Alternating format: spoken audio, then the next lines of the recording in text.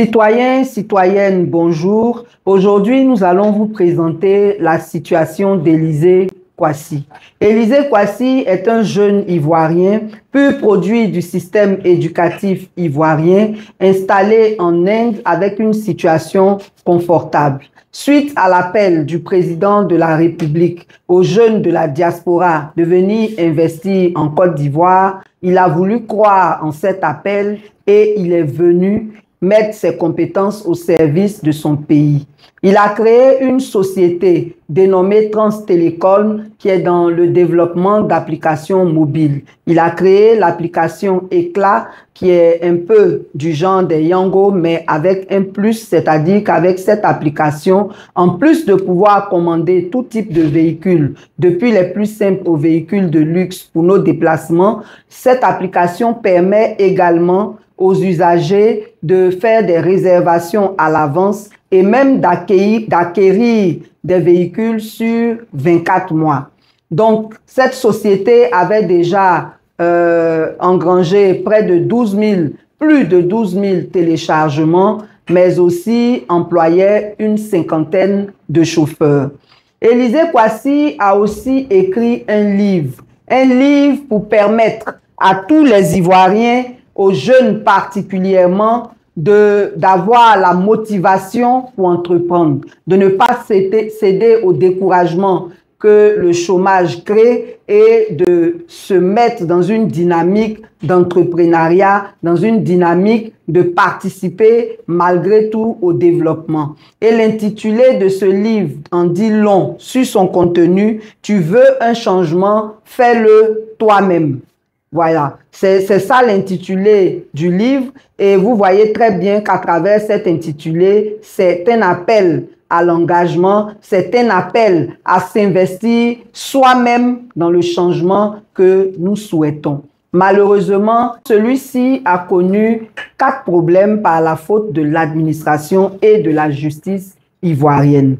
Le premier problème concerne un dysfonctionnement du service informatique du CPC qui ne lui a pas permis de vite démarrer son projet. Il a perdu 12 mois de retard et avec des partenaires simplement parce que le système informatique du CPC étant défaillant, ses partenaires voulaient avoir la preuve sur un site officiel du gouvernement qu'il était enregistré.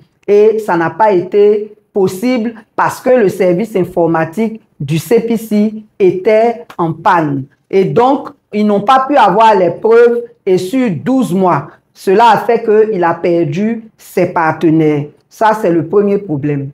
Le deuxième problème porte encore sur des erreurs au niveau du CPC qui l'ont empêché d'exécuter entièrement son projet.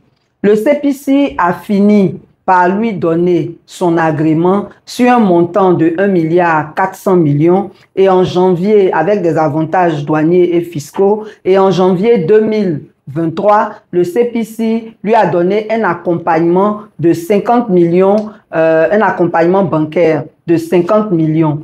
Malheureusement, compte tenu de certaines erreurs du système, il a encore accusé 8 mois de retard. Ces derniers retards vont créer une impatience au niveau de certains de ses clients qui vont commencer à le harceler. Et donc, pour pouvoir poursuivre tranquillement ses activités, il va lui-même saisir le tribunal du commerce qui va lui donner une ordonnance en règlement préventif le 14 mai 2023. Cette ordonnance de règlement préventif suspend en principe toutes les poursuites individuelles le temps que l'audit en cours s'achève. Malheureusement, à notre grande surprise, cela va déboucher sur le 4e problème qui est celui de son arrestation suite à des plaintes qui ont été portées contre lui alors que cette ordonnance-là ne permet pas qu'on l'arrête. Et cela fait 12 mois qu'Élisée Kwasi est emprisonné.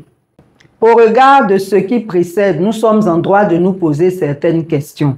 Comment une société légalement constituée, avec l'accompagnement du gouvernement, avec une ordonnance du tribunal du commerce de règlement préventif, peut se trouver dans cette situation où on arrête son DG pour le mettre en détention préventive.